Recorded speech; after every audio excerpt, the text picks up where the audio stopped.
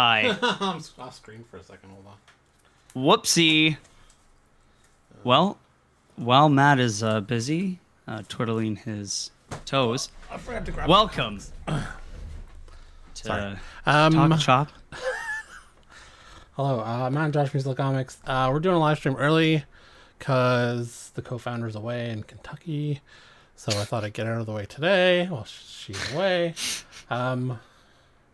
Not a ton of stuff to talk about. Well, I guess it's comic related. The writer strike is over, yay! Writer over, actor still ongoing. And the video game actors just went on strike. They voted for strike, yeah. I didn't know that. But first, Working all day. Was that my motorcycle or your motorcycle? No, that was my motorcycle. Let me just close the window there. While he's doing that, ads. YouSellComics.com, your new multi-vendor marketplace. You Sell Comics offers a site exclusively for buying and selling of all things comics. Slabs, omnis, trades, and more. Sell for as low as 5% commission or 0 commission monthly tiers. Run your own auctions, unlimited bin listings. YouSellComics.com. Buy, collect, sell. Okay, first one of the night is Marvel announces Planet of the Apes prequel series. Fantabulous. Before the Planet of the Apes, there was Planet of the Apes. Yes. Marvel Comics and its 20th Century Studios imprint on Thursday announced Beware of the Planet of the Apes, a new 4-issue limited series set before the events of the original Planet of the Apes, styled after the iconic 1968 simian sci-fi staple that spawned 4 sequels. I won't name them all. Writer Mark Guggenheim and artist Alvaro Lopez are the creative team taking fans back to the groundbreaking original film saga, with the Planet of the Apes prequel releasing its first of 4 issues in January. So you get the first cover there. Looks pretty sweet. It is actually nice. I've been entertained and intrigued by Planet of the Apes ever since I got a Mego Dr. Zaius doll as a birthday present, and my local television station ran the original Pentology every afternoon for a week in the summertime. God damn. Guggenheim said in a statement, in many ways, Apes is one of the OG franchises filled with mystery, fascinating characters, and some truly off-the-wall surprises. Guggenheim continued, that's the spirit I'm working to evoke with Beware the Planet of the Apes.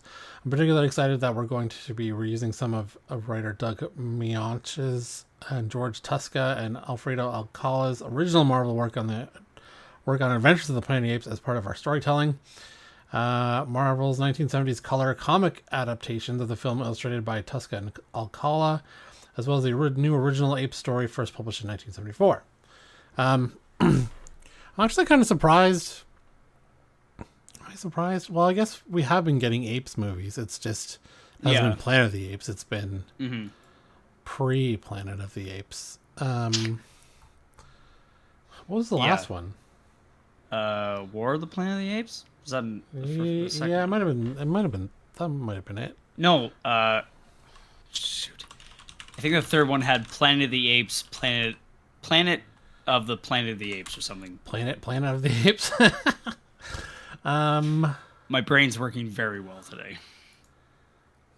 So we had reboot films. Okay, so you had Rise of the Planet of the Apes, Dawn of the Planet of the Apes, War for Planet of the Apes. War. Oh, and the next one is going to be Kingdom of the Planet of the Apes. So I think we'll finally get them as they're the dominant species and humans aren't. Right. I mean, it was pretty close to that right before. Yeah, you had Woody Harrelson the last one with like Villainous Colonel and Suzanne played. Oh yeah, he was. Yeah. That was okay. I remember the first two being really, really good, and then the third first two one were very good. Actually, I mean, the third one was good. I just Woody Harrelson's. I didn't really enjoy that character. You don't enjoy the Woody. Sometimes. Okay, moving on. Marvel announces new Ultimate Spider-Man series from Jonathan Hickman.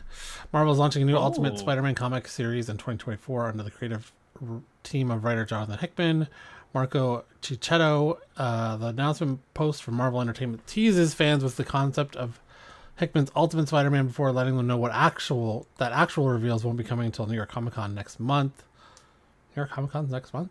Jonathan Hickman Jonathan Hickman's Ultimate Invasion limited series spawns on an entire new Ultimate Universe, complete with a new Ultimate Spider-Man. I believe the Ultimate Invasion conclusion is out today or tomorrow in LCS. It was just under a month ago that Jonathan Hickman let the cat partially out of the bag about his work on Ultimate Spider-Man. Hickman raised eyebrows by saying that he was working on a new Marvel comic series, in addition to his highly anticipated new release Gods, a series that he swore he would never work on. Weird. Okay. I'm working on another book for Marvel right now. I swear I would never work on. Hickman told PopVerse. The sole reason why I'm doing it is that there's a way into it that I had never considered before.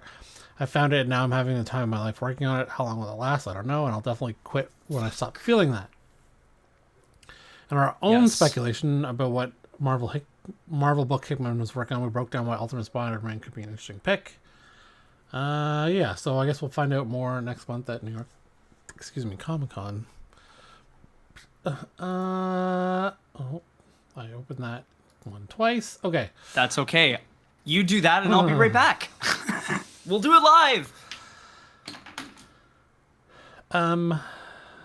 Yeah. So he left. I'm not sure where he went. Anyways, the Falcon and the Winter Soldier visual effects coordinator speaks out about the harsh working conditions. We all learned last week that Marvel visual effects artists voted to unionize. Now they're speaking. Now some more information is coming out about that. The news of Marvel Studios' visual effects employees enduring very harsh working conditions, were criminally low pay, and almost never receiving any breaks as a tale as old as last year. However, these new allegations have come out are just as remorseful.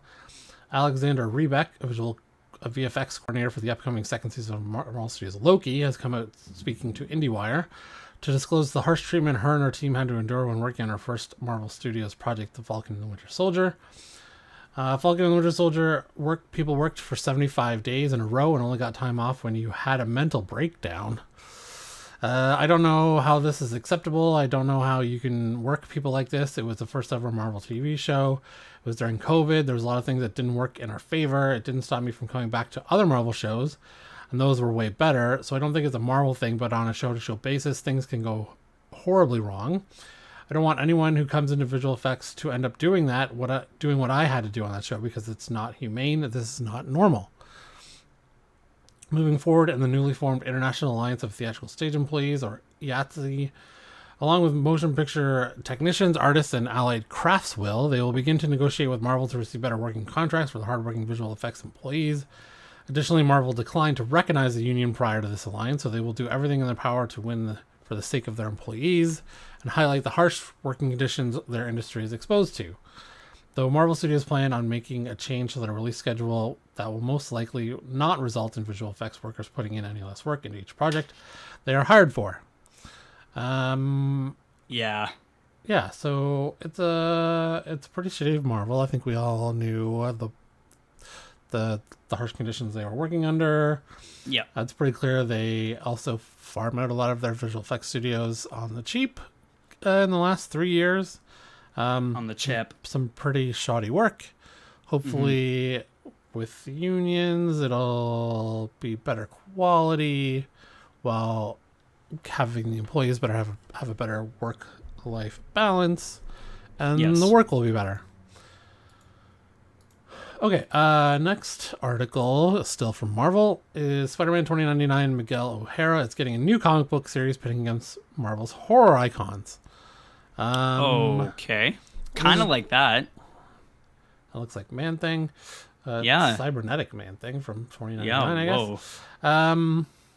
This January, writer Steve Orlando will return to the world of Marvel 2099 alongside a lineup of acclaimed artists and terrifying new 2099 characters to pit Miguel O'Hara against a host of horror icons. Following his acclaimed work in Spider-Man 2099 Exodus and Dark Genesis, this January we'll see writer Steve Orlando return to everyone's favorite dystopian future, and this time he's bringing all sorts of horrors along for the ride.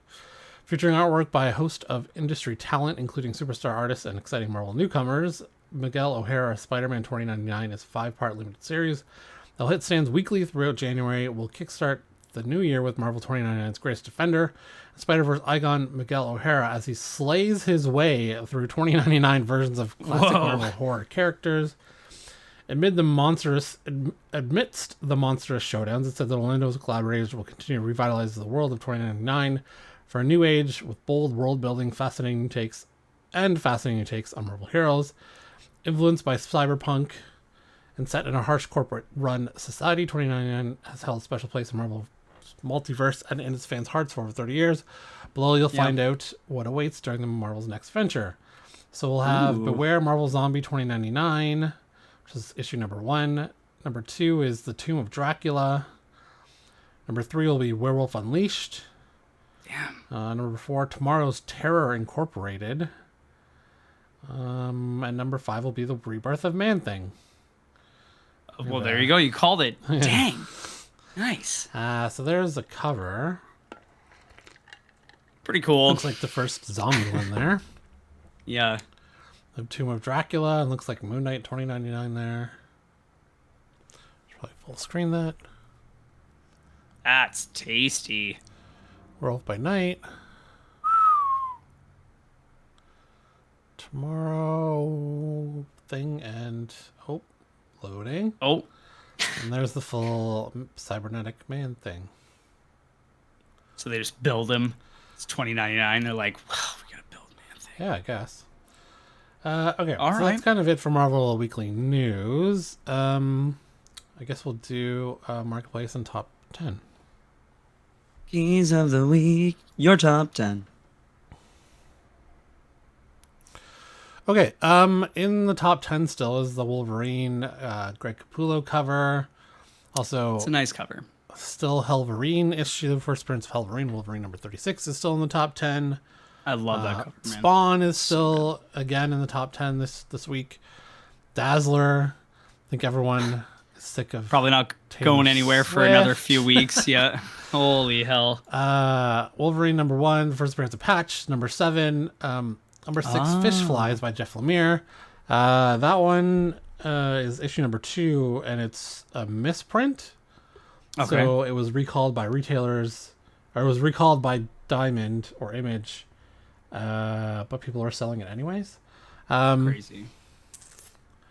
Yeah, it's a horror story based on Bell River, which is near where Jeff Lemire is from, which is Windsor, Ontario. Right. Yeah. Star Wars Bounty Hunter cover with General Grievous. I think that's the anniversary cover. Nope, it's the A. Is that the A cover? Regular cover? No.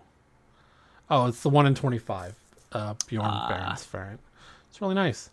I did happen to get myself a Clone Wars 15th anniversary with Cad Bane on the cover. Just, Oh, old caddy, waiting eh? for that one. Power Man or Iron Fist, and then another black and white variant of the first appearance of Helverine. Ooh. Right there. Okay. Okay. Keys in stores today and tomorrow. Well, tonight and tomorrow. Elvira in Monsterland number 5. It's a photo cover. Josh is putting his face right into the camera. Are you getting a little gray in the beard up top there? Don't get me started, dude.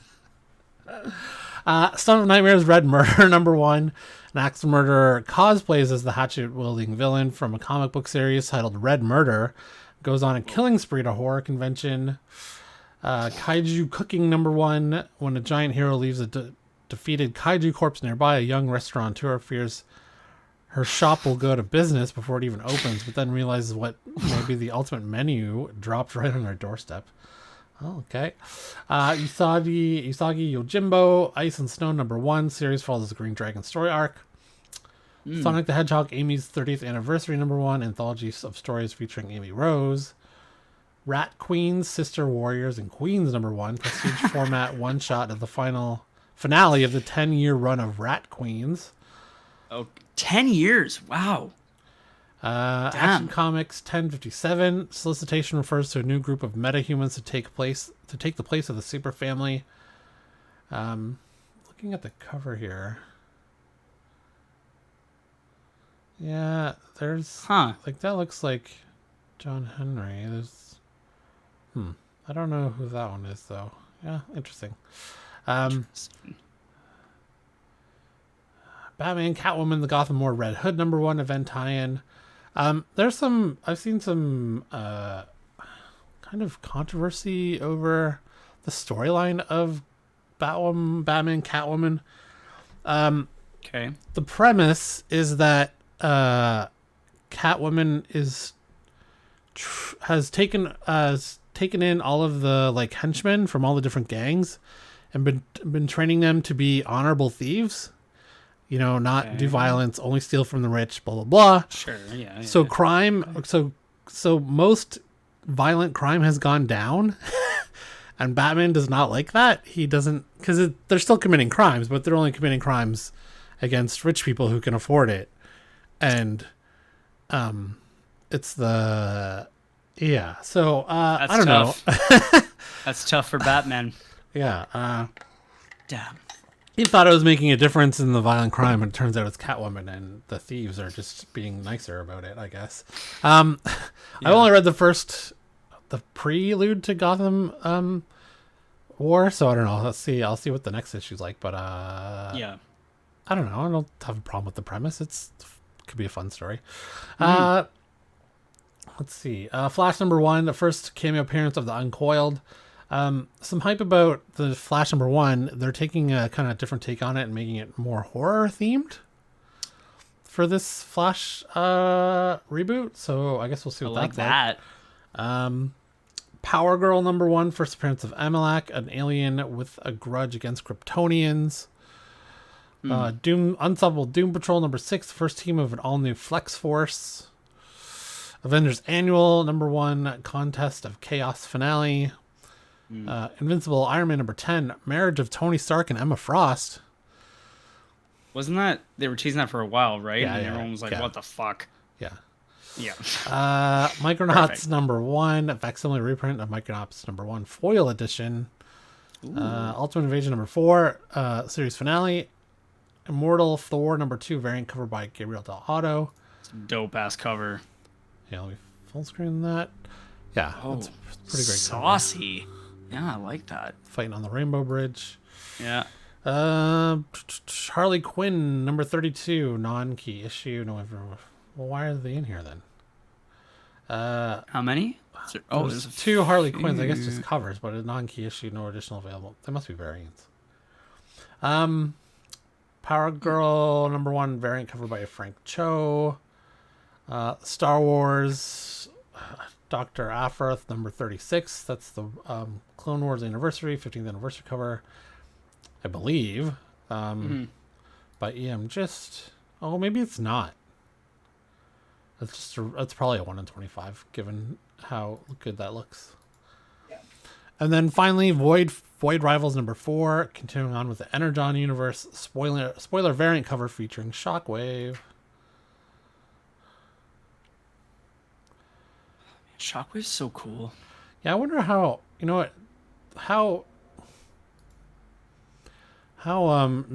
ended. I'm wondering how Shockwave is going to fit in #4. I'm excited to read that one. Okay, so that's it for Marketplace and Keys of the Week. Moving on. Before we get into this, we were just on Transformers. Did you watch Rise of the Beasts? Yeah, I did. Well, how was it? It was okay. Was it better than Bay's last 2 movies? Didn't watch them. Oh, okay. I gave up I after heard... 2. I don't even know if I saw 2. I think. What You was saw what 3 was, for what, sure. What was the one with Mark Wahlberg? Was that 3? I think it was #4. Oh, I gave up after that one. I never saw Last Night. I know for sure I never saw that one. Okay. It wasn't great. And then was there one after Last Night and I thought so. Rise of the Beast? Anyways, I never saw Last Night. I did see Bumblebee, which was actually pretty good. I thought Bumblebee was all right. Yeah. I was very surprised. I was hoping for more after Bumblebee, but yeah. Well, it is technically a sequel. do you want me to spoil the end of Rise of the Beast? No, because I already heard about the fucking end credit scene. Like, absolutely ridiculous. Well, so this is what they're trying to do with Kirkman, right? Is bring G.I. Joe and... I'm just glad. That it wasn't Vin Diesel at the end of Transformers. Vin Diesel. Like, Why would he be in it?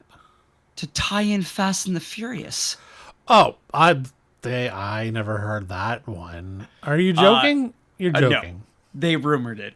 Big No time. way. Why would Yeah, like he 5 even, years why would ago. he do that? His franchise does well enough on its own. I don't know. It's weird. Okay, so David S. Goyer reveals collaboration with David Fincher on Blade movie pitch. We would never be so lucky, ever. Yeah, so Yeah. David Goyer has an interesting history with comics, some good stuff, some stuff. But way back when, scriptwriter David S. Goyer speaks out about his experience on working the Blade trilogy. Yeah, he did the Blade trilogy. So first one, good. Second one, good. Third one, fucking terrible. Which included a very involved collaborative effort with David Fincher on an initial script. One of Goyer's earlier credits involved pen work on the Blade script. He eventually wrote the screenplay for the trilogy and even helmed a Blade Trinity as a second director. Goyer revealed in a Happy Sad Confused interview his work on Blade involved David Fincher, whose contribution to the screenplay was so detailed that it heavily guided the revised and final scripts. Goyer also noted that what projects Fincher worked on when the Blade pitch was developed, which puts the timeline into perspective and may have endangered the completion of another classic film, Fight Club, maybe? Or Seven? I developed a draft with Fincher before he had done Seven, and I think he had done Alien 3, and maybe he was developing Seven. I developed a draft with him. I remember going out to our producer's office. There was a giant conference table. Fincher laid out 40 to 50 books of photography and art with post-it notes inside them. Wow. He said, "This is the movie." He took us on a two-hour tour around the table with the aesthetics of the scenes, that character. It was fully fleshed out visual pitch. I'd never seen something like that before. A lot of that thinking infused my further revisions. And then he goes on to complain about Blade Trinity. Goyer asserted his collaboration with Fincher became a fundamental reference for his creative decisions. That being said, he recounted his eventual work on Blade Trinity as incredibly fraught experience. This is in reference to the production difficulties encountered with the project, were due in part to Wesley Snipes' run-ins with the IRS. All this stuff was happening right as we started. That's all I'll say about it for now, but it was a mess. Patton Oswalt has a good story about Blade Trinity production because he was in it. I have a Wesley Snipes story. Do you? How do you? Yeah. What's your story? It's kind of a combo, which is so fucking insane. Okay. Like, it's crazy. But to try to make it as short as possible, Yeah. a good friend of mine is a comedian and also a well-known dancer. Okay. I guess you could say professionally, not scandally, which are both perfectly fine. Admiral Jobs. Anyway, so he made a joke on Twitter. Wesley Snipes did. No, my friend did, the comedian. Okay, the comedian did. Okay. And he, of course, made the joke and tagged Wesley. It was an IRS joke. It was a tax joke. It was pretty funny. Yeah. I laughed. Yeah. He immediately got blocked. Sure. As you do. But Wesley did reply, and he said something to the effect of, "You don't know what you're talking about, motherfucker." Like, whatever. Yeah, sure. Fast forward, I think it was like a year later or something. And this is way back, man. This is like 2013. So after he got out of jail. Yeah, 2014 or something. He was working on a movie in Toronto. Yeah. And he decided, or whatever, that... Tracked this motherfucker down and made a joke about me. No, not at all, dude. It was way more coincidence than that. Somebody told him that the happening place on a Wednesday was our hip-hop party that we did at Sneaky D's. Okay. And, of course, a regular at that night was my friend, Yeah. who was the comedian / dancer. Right. And man, he rolled in and he couldn't believe it. I couldn't believe it. Because we got the heads up as we walked in. Yeah. Oh my God. So, and of course, the place that he chose to sat down was right behind the door desk. Right. So like people walked in, they paid, and they immediately looked over and saw Wesley and his giant bodyguard just sipping cocktails. Right. So people were walking over, they were getting photos. Oh, he was nice enough about that then? Oh, he was not about it. He was I think he let like 2 or 3 through, 2 of them being extremely hot girls. Of course. One of them being a dude. Yeah. And then, of course, my friend eventually did muster up the cojones and asked him for a photo, but didn't say, obviously, that it was him. That made the joke. Oh, pussy. Yeah, well, yeah, we try to keep it PC. So. Oh man, it was so good. It was crazy too because it was so unexpected. Like we walked into that and it was nuts. The things that happen in Toronto. Yeah, crazy, dude. Okay. Avengers Secret Wars details. We'll talk about this nonsense. Yeah. Oh my God.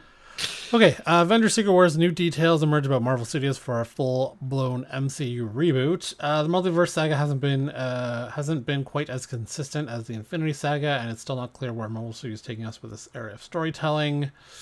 I guess we should know more in about 6 weeks, given Loki comes out in 2 weeks. Yeah. We've been introduced to the concept of alternate realities, variants, and even TVA, but rumors continue to swirl about Kevin Feige's Endgame. Piecing together the many rumors, it sounds like Kang the Conqueror will be Avengers: The Kang Dynasty's big bad, which is obvious, I think, at this point, because they titled it The Kang Dynasty. This is news, I guess. With the Beyonder, I don't know. Maybe they're referring to the fact of there's obviously heavy rumors going around that they're trying to swappy. We'll see. So with the Beyonder, likely another Kang variant taking center stage in Avengers Secret Wars. It's been previously said that the latter movie will reboot the MCU with Earth 616 replaced by a new sacred timeline we assume will include the X-Men. That's got to be easier than suddenly throwing mutants into the X-Men-less world we've been spending time in since 2008's Iron Man. Anyway, now a couple of reliable social media scoopers chimed in to reiterate that Avengers Secret Wars is expected to be a star-studded blockbuster, which not only bids farewell to the MCU, but every Marvel movie that's come before it. Kind of knew that, for fuck's sake. Like, the result will be an all different MCU, presumably with different actors playing Captain America and Iron Man. Then again, it's possible we get a combination of new and returning faces. As of now, Avengers: The Kang Dynasty was still set to be directed by Destin Daniel Cretton. Seeing as Shang-Chi and the Legend of the Ten Rings filmmaker was working on Wonder Man for Marvel Studios prior to the WGA strikes, he clearly still has a good relationship with them. We know that it's pretty much been confirmed that Jeff Levinus was fired, so they're having another... I mean, I don't know if he was fired. He was let go. I mean, come on. Quantumania was not good. Why would you give that? Like, if a writer writes a good movie, and sure, the director can screw it up, and sometimes it doesn't always translate, but if he writes a bad movie and the director makes it not better or worse, why would you give either of them a chance again? Like, if it's a good script that just didn't come out well, then sure, you give the writer another chance. You just get rid of the director. But they're not getting rid of... Wait, who directed that? I don't even remember. Anyways, Sam Raimi, Alphonse Cuarón, and Sean Levy are said to be in the mix to direct the movie, but nothing has been confirmed. Avengers: The Kang Dynasty was recently pushed back to May 1st, 2026. Secret Wars on May 2027. Yeah, it would be... This is probably the better idea to completely wipe it and not completely wipe it, but wipe it and start over where you don't have mutants all of a sudden show up. You could pull in whatever. Say there's a combining of timelines or two universes. You can pull in who you want to keep, like a new Thor. You keep Shang-Chi. You keep Kate Bishop. You keep She-Hulk. You probably keep Mark Ruffalo too. And then you get a new Iron Man. You get X-Men. You get new villains. Xavier, Magneto. I feel like we're gonna get new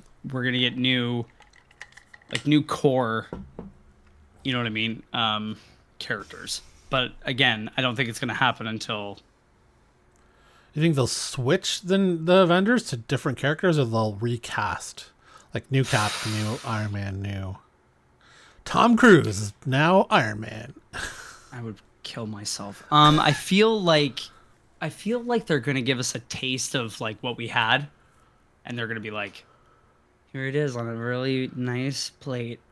Look at the plate, and look at all this stuff, and then they're gonna go, and then just new shit. So there'll still be crumbs left over though from the old. Yeah, one. yeah, like the crumbs. You know what I mean? Like you get a little crumb. Like Clint gets to stay the same. He's got no powers. Who the fuck cares? You know what I mean? He's a human now. He's a human again. Like, you know what I mean? Cool. He, in terms of acting, Jeremy Renner, his Mayor of Kingstown got renewed for season 3 like 3 weeks ago. So he's back to he's back to be ready to act again. If his season got renewed, which I actually felt was odd because season 2 ended with like it was kind of I'd be fine with this ending and then it would never come back again. It kind of felt like it was it had a good ending to the story. Did it kind of deal with him like getting like, you know what I mean, like not coming back or whatever? Or? No, like he didn't, like the character didn't die or anything. Spoilers. Yeah, okay. But it kind of felt like a completion of that storyline.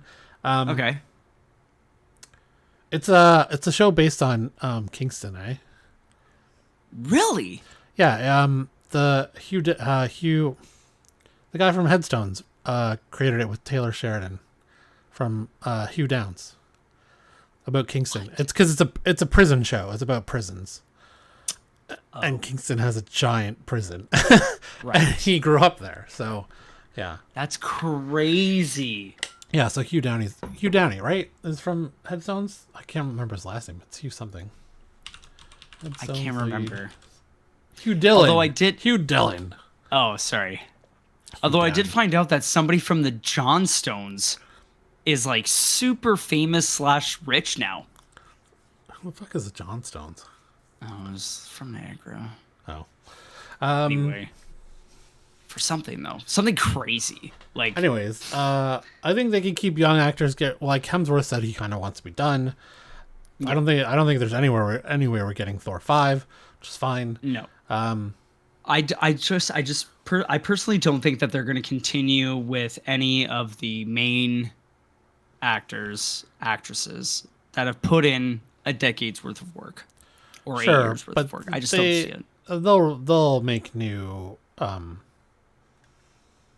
main characters though. Like they'll make a new Iron Man, a new like even Chris Evans agreed with Tarantino last week saying that the star of Captain America isn't him, it's Captain America. And like it was going to be anyone who played him.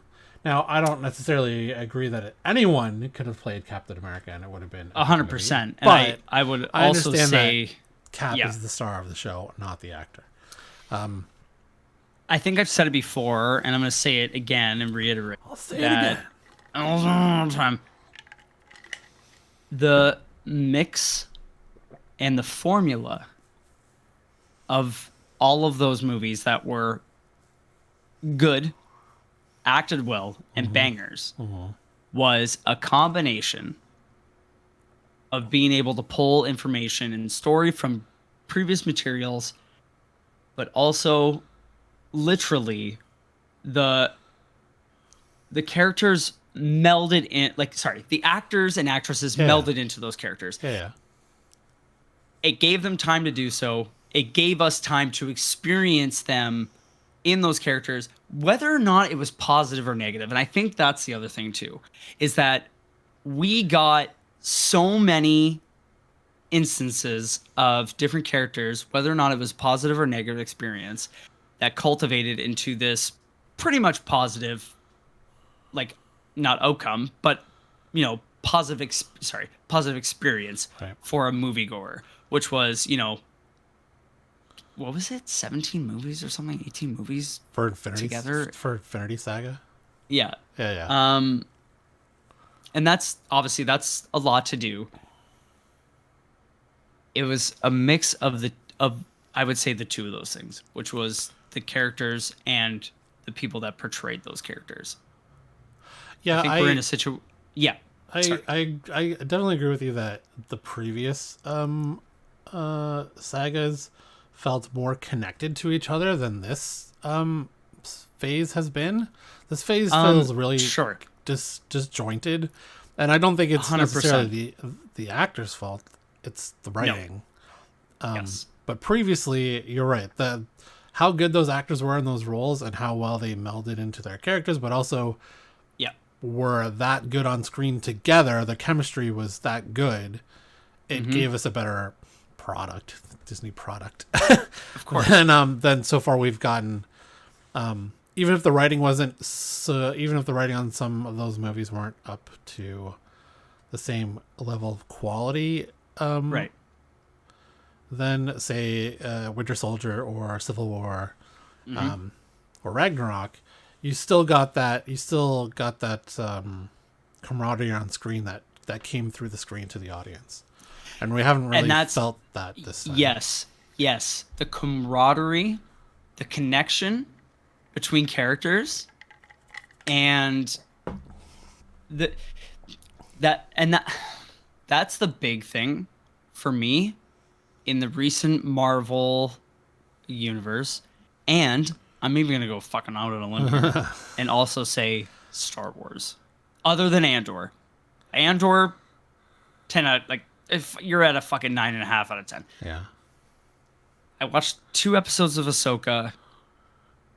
I've watched all the Marvel shows. You know what I mean? I've done everything. Yeah. And I'm gonna say that, you know, Obi-Wan, fucking whatever. I mean, Book of Boba Fett, Mandalorian season 3.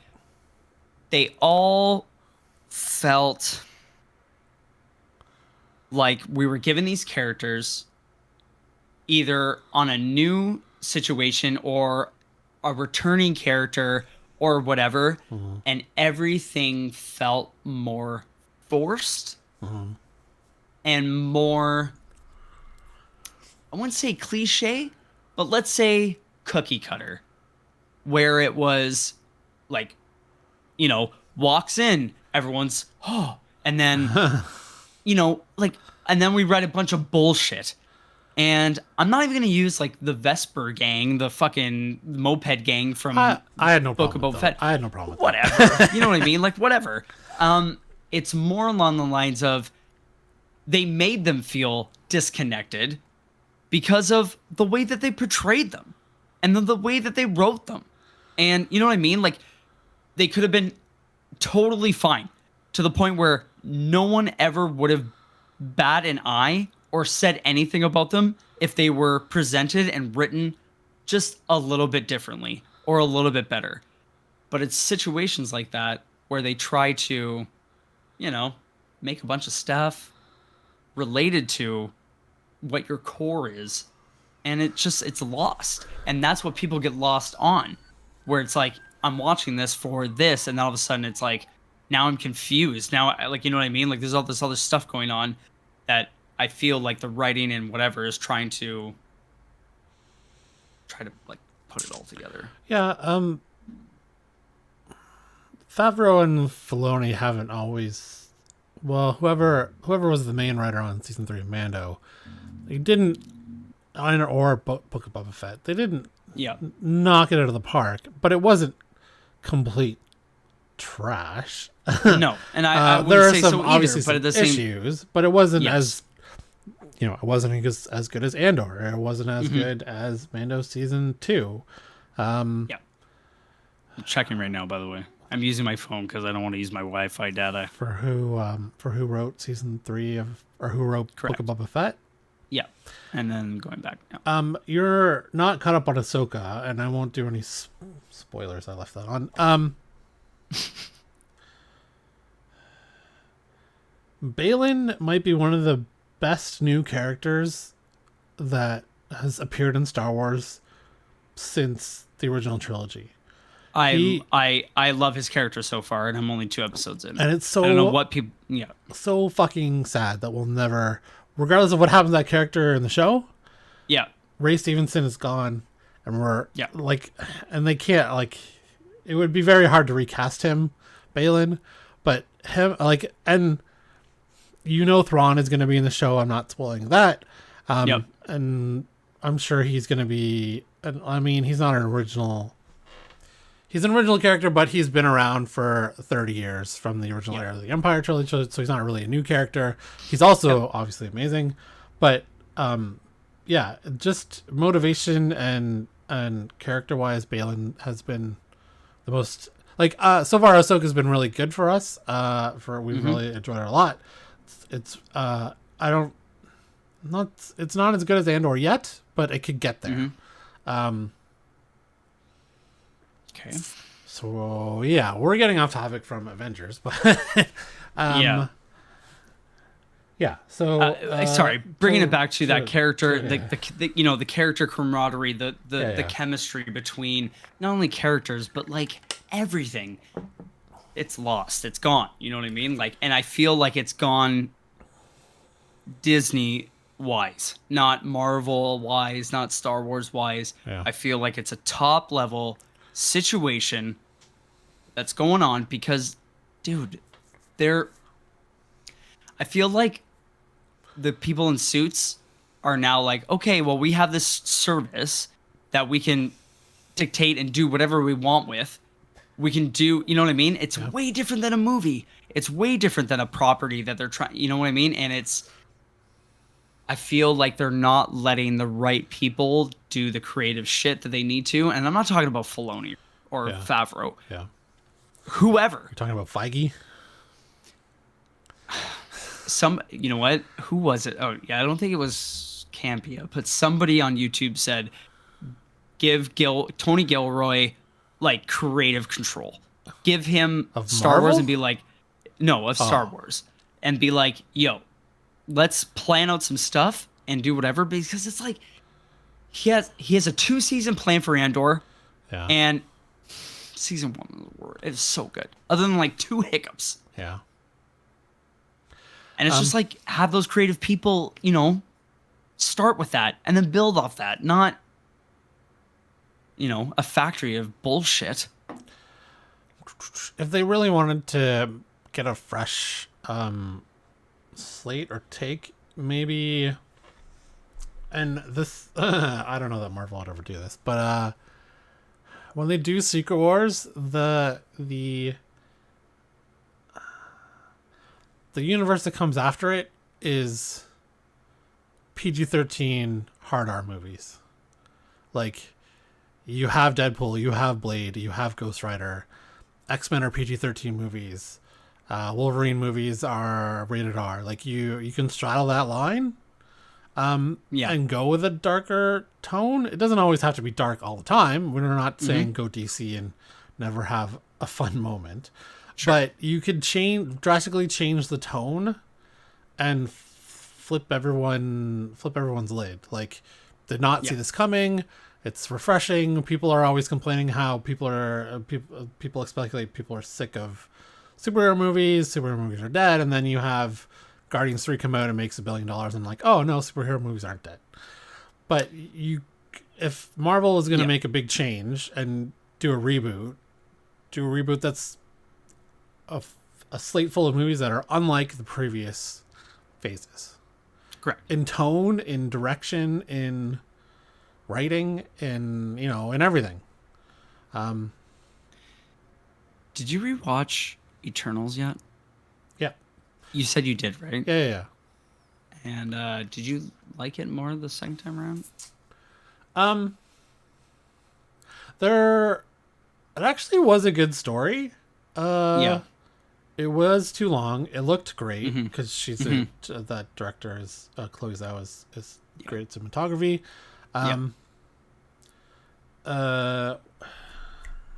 Who's the kid that was in that played Joker in the new Batman? I forget his name, but yes, he was very good. What was his name? I don't even remember his character's name too, and yet I should. I should. Yeah. Definitely wasn't Harry Styles. No, it wasn't. Apparently an awful actor. I haven't watched any of his shit, but not good. What's his name? Barry Keoghan. He played Droog. Yeah, there you go. He was fantastic in the movie. Yeah. I actually liked Kumail Nanjiani's character too. He was a little wacky. Gilgamesh was good. I don't even know why he bothered to have Kit Harington in it, and they've done nothing with him since. Which feels like, again, not connected, throwaway. Like, why are we doing this? Yeah. It was so good too because I thought they tied it in very well. Like he went to go touch the sword. Yeah. I was about to say Morbius is right there. Blade is right there. Kind of pointless to cast Angelina Jolie if they're not going to continue, or Salma Hayek. Like, yeah, like seasoned actors, they both acted. I thought they both acted pretty decently. Yeah, it was too long. We get for neither a now. Movie. Also, fuck it. But it could have been a really good story if it was. It could have, condensed. yeah. Or him expanded flying into into the sun an hour show. Okay, so that's could have been a special. Secret Wars. Whether we ever get another one or not, I don't know. But yeah. So reboot on the way, I guess. Okay. We kind of already talked about the DC Flash #1. Continue without disabling. Flash. Part of Dawn of DC era this week with Flash #1 from writer Cy Spurrier, artist Mike Diodato Jr., colorist Trish Mulhaville, letter Hassan Otsmain El-Hahu. DC is released a new preview of the Flash #1. You can find below. So this Flash is going to be Wally West. Oh, and then it's a preview. Yeah. Anyways, it kind of goes horror-wise. So that's dope. Pick that up. You could tell kind of from those first panes, the way that they have it. That's cool, actually. Yeah. Enjoy horror comics. Okay. Last thing for today. Martin Scorsese says fight back against comic book movie culture. Yikes. ... by supporting Dark Knight trilogy director Christopher Nolan. Yeah, like, you fucking guy. Oh my god. Makes it hard to love him. Martin Scorsese has never been shy about expressing his negative opinion on comic book movies. More about how Marvel Studios' output dominates the marketplace. The legendary director of Goodfellas, The Irishman, and Taxi Driver has now taken another dig at the omnipresence of comic book movie and franchise culture in a new GQ profile. Scorsese was asked about his previous comments on the subject and made it clear he believes comic book films may ultimately contribute to smaller independent and art house movies being erased from the cinematic landscape completely. The danger there is what it's doing to our culture, because there are going to be generations now that think movies are only those. That's what movies are. They already think that, he continued, which means which means that we have to then fight back stronger. And it's got to come from grassroots level. It's got to come from filmmakers themselves. And you'll have, the Safdie brothers. You'll have Christopher Nolan, you know what I mean? And hit him from all sides. Hit him from all sides and don't give up. Let's see what you got. This rant is not very well articulated. Go out there and do it. Go reinvent. Don't complain about it. But it's true because we've got to save cinema. Says the guy whose new movie is Apple TV. It's going to be on Apple TV and cinema. While it's easy to understand where Scorsese is coming from, the irony of asking cinematographers to fight back against comic book movie culture by showing support for the director, one of the most iconic superhero movie trilogies of all time, has not been lost on many. including fellow director Scott Derrickson, fight back against comic movie culture by supporting the director of the Batman trilogy. Did he do a little meme or something, I guess? That's funny. So I do think that manufactured content isn't really cinema. It's almost like AI making...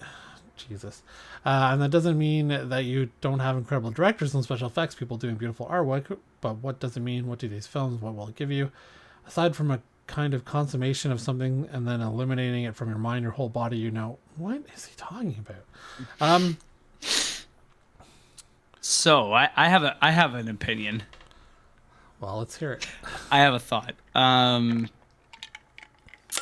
feel like Martin might be waking up in the morning and forgetting that he's saying shit. So, like, the day before, he said some shit in an interview, kind of forgot, woke up the next day.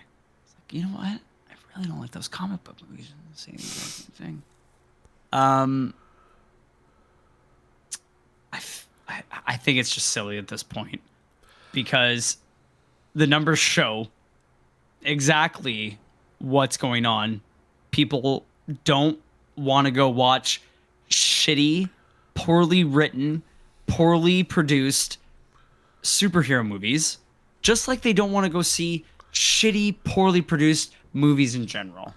Yeah. And it's, you know what I mean? Like, do you want to count maybe on one hand how many, like, there's amazing movies that didn't make bank at the box office? Yeah.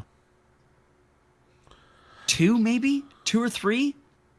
And... well, there's a lot of good movies that don't make money at the box office. Yeah, but that's all the time.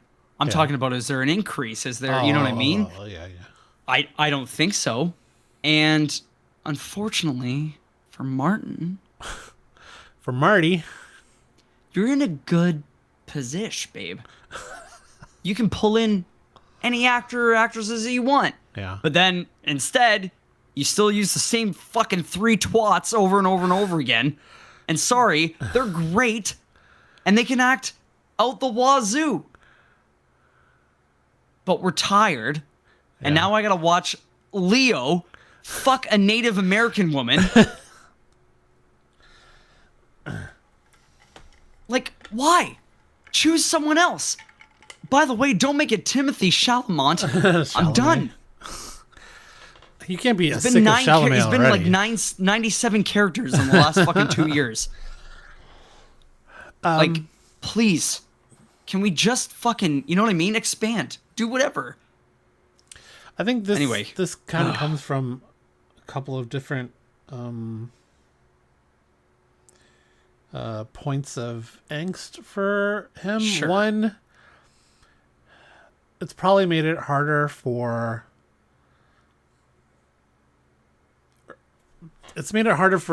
people breaking into the directors and writers breaking into the business. Yeah. Or who have had 1 or 2 movies, they do okay, but they can't get financing because it's not 100%. There's not a a hook. It might be a good movie, but no one's gonna go see it. Do you know how many people are getting asked, what's your TikTok at? Oh, really? Seriously, what's your TikTok at? What's your TikTok numbers or whatever? If somebody asked me that, 0. I would laugh because I'm like, I didn't even 0. What the- I think another. I'm not sure if he's ever seen a superhero movie, but there are people from his good ones. There are people from his generation that, and that's true of people today, that think comic books have nothing to say. They're for kids. They don't comment on politics. They don't comment on social issues. They have there's nothing to take away from it than, like he said, you see it and it's out of your mind already. There's nothing to make a point. And that's not true, and it's never been true. So I think maybe whether he's seen some good comic book movies or not, or just refuses to see them, I think he thinks that, at least about comic books, that they have nothing to say, and then that makes any product any other product that comes out of a comic book inferior to I have something to say in my movies because they're original content. Yeah. And why smaller movies are doing bad, I'll give you one reason, because I hate going to the theater because no one shuts the fuck up. I cannot stand people talking in a movie, and that's why I don't go as much. We would love to go see smaller movies or not big tentpole movies in a theater, but no one will be quiet. So we don't go. We will rather watch it at home, pay the $20 to rent it at home when it comes out on video, and maybe we don't get to see it right away, but that's fine. We can enjoy it without people constantly talking. That's honestly one of the reasons why we don't go to movies really anymore. And when we do, we find enough people of our friends to rent out the entire small theater. I feel like, now we're just getting down to terrible, sections of humanity, the nitty gritty. But I feel like a certain amount of people, could be anyone, have completely lost the aspect of manners. Yeah. Basic. Like, I'm talking basic. And any recollection for any, like, universe outside of, like, right here. Yeah. So if it's happening outside of this, they're completely checked out. And I've noticed this more and more as I've gotten older, and I've dealt with people younger than myself. They're very aware of, social issues and everything else, but at the same time, they're so clued out from any basic shit. Common courtesy. It's courtesy. completely lost. I haven't been lucky enough that I've had anyone like talkity talk like a lot in a movie recently. I've had a few people use their phones a lot. They put it on low, brightness and whatever. The issue that I have is I don't think it's talking for sure, but with certain things, with people with accessibility issues and whatever, you know what I mean? Like, say the movie's too much, they turn their phone on and they put earbuds in or something, right? They're just hanging out with their friends. They don't want to leave. So, something like that. Same goes for, you turn on your phone to, put something in there because there's some type of sensory issue. Yeah. There's so many things now that you're like people are aware of, but at the same time they're not aware of. And you have to make that crazy decipher between Kate, get out of here. between a genuine need versus someone who's just a piece of shit. So it's, you know what I mean? So it's like, I don't know if this kid who's 14 years old has an issue where, you know what I mean? Like he has to do something to, hang out with his friends at the movies versus a group of, 3 teenagers talking amongst themselves, throwing popcorn at each other. You know what I mean? Like, it's completely lost. Like, you can decipher maybe a little bit, but you can't be a judge. So it's very tough. Like the last movie I went to was Blue Beetle. It was on a Friday afternoon, like 3 weeks after it'd been out. Yeah. We normally, if we do go to a movie, don't go to the theater in Sarnia because the seats are terrible. But I went to it on my own. Kate didn't have any interest in seeing it. Yep. She was doing stuff, so I went. So there's a 200 gigantic theater. There's maybe 10 people in it. Okay. And 4 of them wouldn't shut the fuck up the entire movie. So I was at the top, they were at the top. I had to move all the way down to the bottom because they wouldn't be quiet. Like, the odds of like 10 out of 10, 15 people and 4 of them are talking the entire time, I'm out. It's crazy. That's crazy. That I mean, that those odds are insane. I go on a Friday 3 weeks after the movie's out, hoping that no one will be in the theater. I get less than 10% of the entire capacity of that theater, and almost 50% of them are talking. So I think at that point, I mean, even if it was me, I would end up mentioning something. I think you know what I mean? After, 10 or so minutes or whatever, I would. Do you mean to them or the ushers? Oh, Who to could give a that's a good question. I don't know what the order of. I mean, technically, it would be the usher first. fuck? Yeah. But if I was close to them, don't like have to. super close, I'd probably just lean over and be like,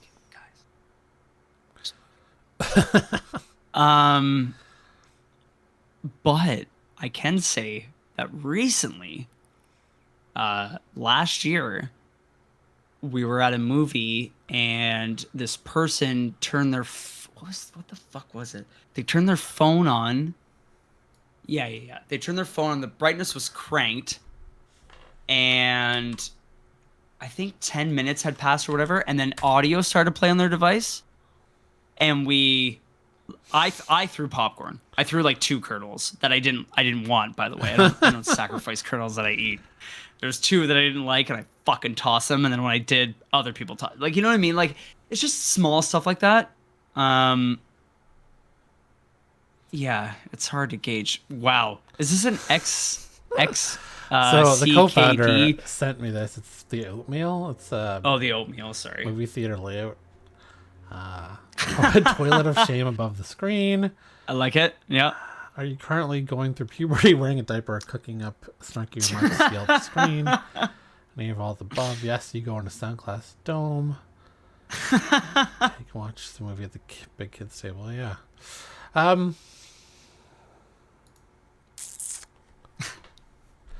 don't know. I understand his point. I don't agree with it. Yeah. And he's kind of a hypocrite by taking Apple TV's money. He's going to put his movie on streaming, like, I feel like he almost just immediately, doesn't care anymore. Yeah, like, you know what I mean? Like, I think, like, so when's the release date for that? October Soon. 20th. Yeah. But does it release at the same time? No. He wouldn't let that In happen. theaters, October 20th. When does it go on Apple TV? Like, what, the end of November or something? Fucking December or some shit? Following his exclusive theatrical run. Yeah. So, right, okay, so but is minimum it do- minimum is it's it- going to do 6 weeks. Minimum. but will it? Oh no! See, Apple TV says October 6th too. Wait.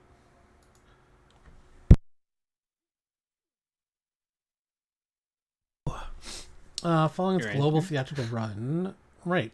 But sometimes they just do it for Oscars, right? So they get nominated. They'll do like a week or two, but Yeah. maybe he did talk them into a full run, which would be 6 weeks at least. I mean, I wouldn't be surprised, but again, 6 weeks. Yeah. So you know what I'm going to do, Marty? I'm going to wait and watch it at home because it's a 4-hour fucking movie. Like, and sure, Marty? I subscribe to Apple TV. It's like $6 a month. It's nothing. But I'm not paying for that in the theater. I'm not going to pay $30, $35 for a 4-hour movie. And I can't guarantee people won't shut up about it. Anyways. Okay, so that's been our live stream this week. Appreciate everyone. Nothing but dropping in and out. positivity. Make sure you check out uslcomics.com. New listings going up daily. Oh, yeah. Yeah, and Some good ones. we'll Some you juicy know what? ones. Quickly, I'll show. You know what? I'll just show this one. So this is something Epic does a lot of fun covers. Mm-hmm. Can you see that? Yeah, the corn cover. Oh my god, that's dope. Yeah. So I picked that one up. It's the series is actually It's pretty cool. pretty good, but yeah. Anyways.